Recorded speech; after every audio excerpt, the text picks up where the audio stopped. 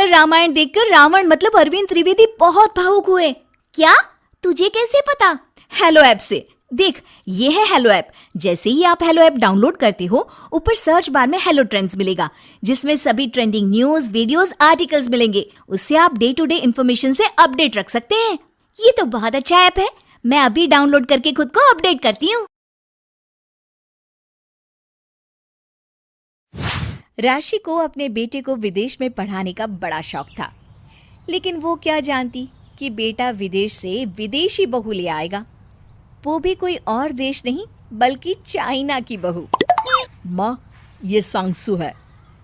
क्या है बेटा? क्या है ये? अरे माँ, इसका नाम सांगसू है और ये आपकी बहू है। अरे बेटा, इसका मैं क्या करूंगी? मेरे लिए तो ये किसी तोते से कम नहीं। ना मैं इसकी भाषा जानूं, ना ये मेरी। अरे तू इसे क्यों ले आया बेटा? अरे माँ, ये हिंदी समझ लेती है लेकिन बोल नहीं पाती। आप इसे जो बोलेंगी ये समझ जाएगी। वैभव सांगसू की तरफ देख उसे माँ को नमस्ते करने के लिए कहता है। सांगसू थोड़ा सा झुककर राशि को चाइनीज स्टाइल में नमस्ते करती है। राशि भी झुक जाती है। सांगसू फिर झुकती है। माँ भी दोबारा झुकती है। सांगसू फिर झुकती है। माँ भी तिबारा झुकती है। माँ इससे परेशान होकर पैर पटकती है और मुंह बना देती है। अरे बस, एक ही बार में नमस्ते बोला करो, मेरी तो कमर ही टूट गई। नमस्ते नमस्ते, भगवान ही बचाए ऐसी बहू से। ये सुनकर सांगसू हंसने लगती है।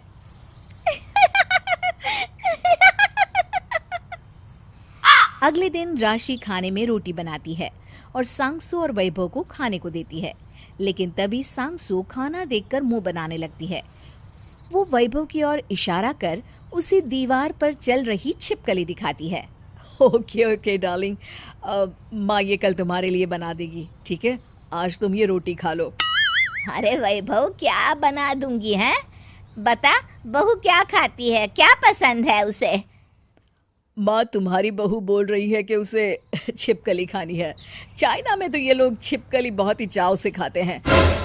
तभी सांगसू वैभव के कान में कुछ कहती है।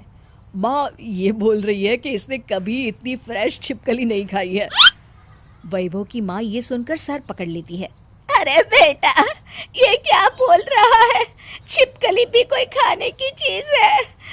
और हाँ, मेरे घर की रसोई में ये सब नहीं बनेगा। वैसे और क्या शौक है बहू को, ये भी बता दे। कुछ नहीं माँ, ऐसे तो कोई शौक नहीं है सांगसू को, बस खाने पीने की शौकीन है। अगले दिन पूरे पड़ोस में बात फैल जाती है कि राशि की बहू चाइनीज है।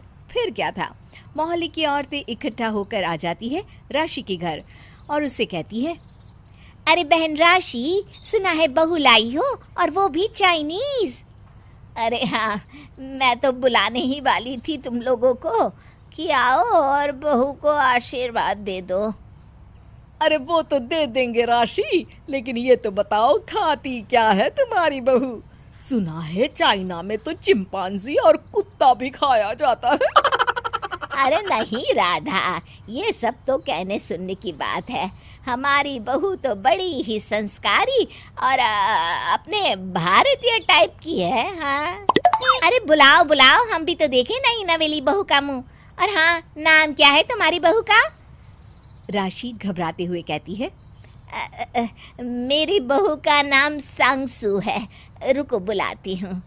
सांगसू बेटा, जरा बाहर आना, देखो कौन आया है तुमसे मिलने। सांगसू बाहर नहीं निकलती।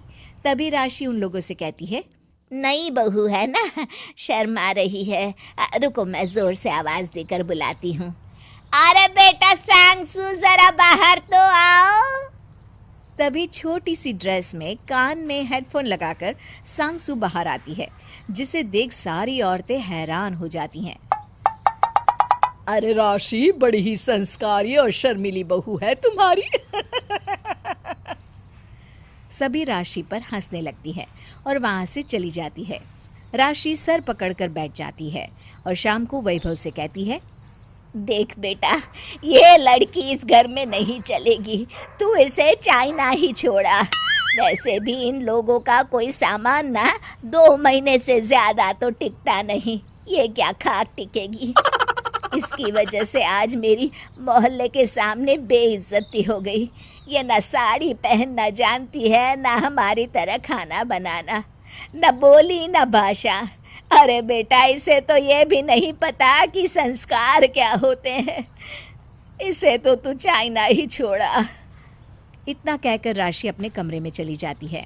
राशि की सारी बात पास खड़ी सांगसू सुन रही होती है और अगले दिन सुबह सांगसू साड़ी पहनकर राशि को कमरे में चाय देती है और कहती है, गुड मॉर्निंग माँ, मैं आपके लिए चाय लाई हूँ। राशि को सांगसू साड़ी में बहुत ही सुंदर लगती है। वो उसे देख ही रही होती है कि तभी पीछे से वैभव आ जाता है। माँ, तुमने जो कल मुझे कहा था वो सांगसू समझ गई थी। वो रात में बहुत रोई कि उसे चाइना नहीं जाना है, वो हमारे साथ रहना चाहती है।